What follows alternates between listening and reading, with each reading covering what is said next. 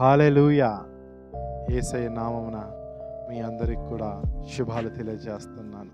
మరొక దినం ఈ రీతిగా మనమందరము ఆ దేవదేవుని సన్నిధిలో కలుసుకొని ఆయన స్తుతించుటకు మనకు అనుగ్రహింపబడిన సమయం బట్టి దేవదేవునికి మహిమ కలుగునుగాక. ఆమేన్.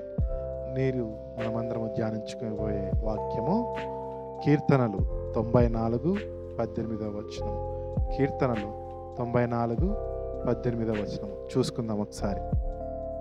నా కాలు జారినని నేను అనుకొనగా యెహోవా నీ కృప నన్ను బలపరచుచున్నది. దేవునికే మహిమ కలుగునుగాక. ఆమేన్. నా కాలు జారినని నేను అనుకొనగా యెహోవా నీ కృప నన్ను బలపరచుచున్నది. చాలా సందర్భాలు వస్తాయండి, చాలా పరిస్థితులు వస్తాయి. ఏంటి అంటే మనము జారిపోతూ ఉంటాము, దేవుని సన్నిధిలోంచి మనము తప్పిపోతూ ఉంటాము, చేయకూడని తప్పిదాలు మనం ద్వారా జరుగుతూ ఉంటాయి. కానీ మనం నమ్మాలి ఏంటి అంటే దేవుడు మనల్ని బలపరుస్తాడని, దేవుడు తిరిగి మనల్ని నడిపిస్తాడని చెప్పి.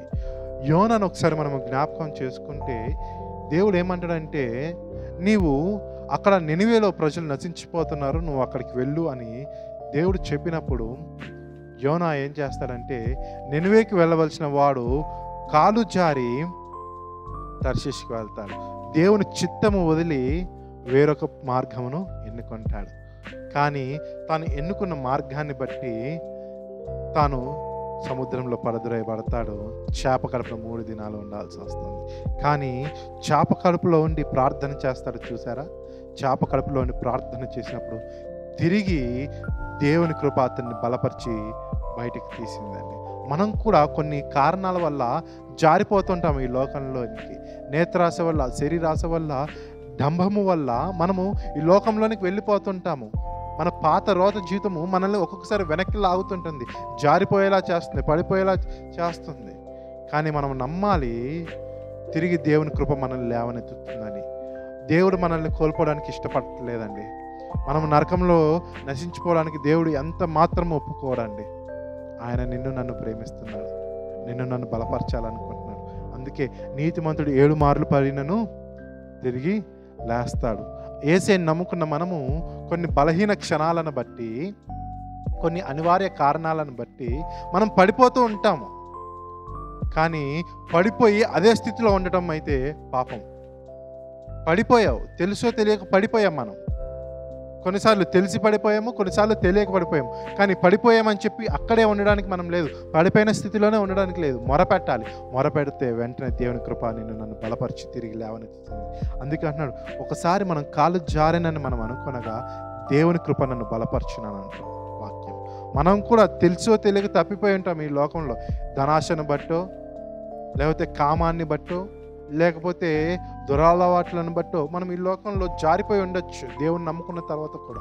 కానీ దేవుడు నిన్ను విడిచిపెట్టడానికి ఇష్టపడట్లేదు. నిన్ను నన్ను తిరిగి లేవనెత్తుతాడు. ఆయన పడిపోయిన దావీదు గుడారంను తిరిగి కట్టువాడు, ఆయన ప్రాకారములను బాగు చేయవాడు యేసయ్య. కాబట్టి పడిపోయిన నిన్ను నన్ను తిరిగి లేవనెత్తి బలపరచడానికి ఇష్టపడుతున్నాడు. ఆయన మెండైన కృప నీ మీద నా మీద కుమ్మరించడానికి ఇష్టపడుతున్నాడు. ఆయన కృపకు పాత్రలం అవ్వాలి, ఆయన ప్రేమకు పాత్రలం అవ్వాలి. ఇప్పటివరకు తెలుసో తెలియక చాలా పాపాలు చేశాం, ఒకప్పుడు చెరిగించున్నాం. కానీ ఇప్పుడు ఒప్పుకున్నాను దేవుని సన్నిధి. ప్రభువా నీ కృప నాకు కావాలి, ప్రభువా నీ ప్రేమ నాకు కావాలి, నన్ను బలపరిచే నీ కృప కావాలి, నన్ను స్వస్థపరిచే నీ కృప కావాలి, నాకు ధైర్యాన్ని నింపే నీ కృప కావాలని చెప్పి ప్రార్థన చేద్దాం. యోనా అదే చేశాడు, తప్పిపోయాడు. కానీ ప్రార్థన చేయగానే దేవుని కృప మెండుగా యోనా మీదకి వచ్చి అతన్ని రక్షించింది. నినివే ప్రజల రక్షణకు అతడు కారణమయ్యాడు. కాబట్టి దేవుడు నిన్ను నన్ను ఉపయోగించుకొని కొన్ని ప్రణాళికలు రచించాడు. ఆ ప్రణాళికలు నెరవేర్చడానికి దేవుడు కొంచెం సమయం తీసుకున్నాడు. కాబట్టి మనము కాలు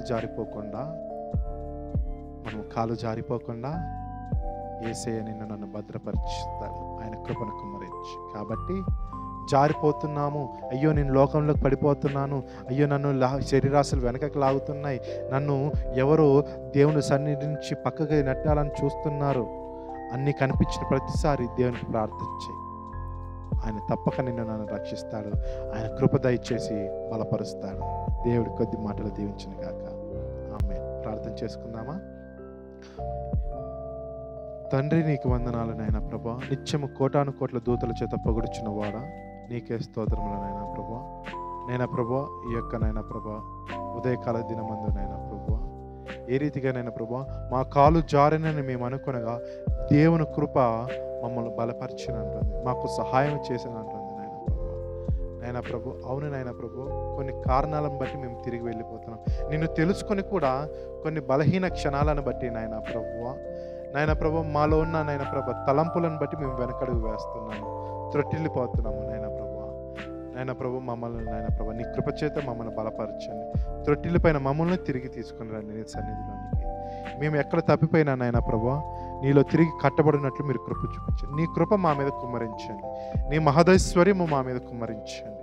మమ్మల్ని కట్టండి, బాగు చేయండి, మా పునాదులను బలపరచండి. క్రీస్తులోనే మా పునాదులు ఉన్నట్లు కృప చూపించండి. నైనా ప్రభు సంఘమును జ్ఞాపకం చేసుకుని, పరిశుద్ధులను జ్ఞాపకం చేసుకోండి.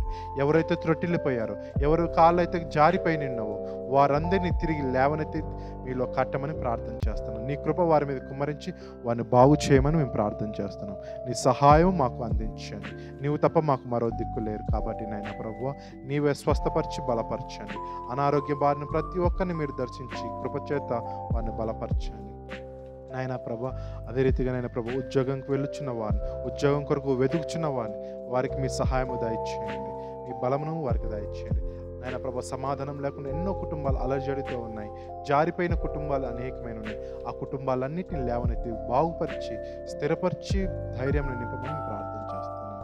మీరే కట్టిమని ప్రార్థన చేస్తున్నాను నాయనా ప్రభా. మీరే తోడుగా ఉండి ఈ దినమంతయు పరిశుద్ధమైన ఆలోచనలు, పరిశుద్ధమైన తలంపులు నాయనా ప్రభా, క్షేమకరమైన ప్రయాణము మీరే మాకు అనుగ్రహిస్తారని నమ్మొచ్చు.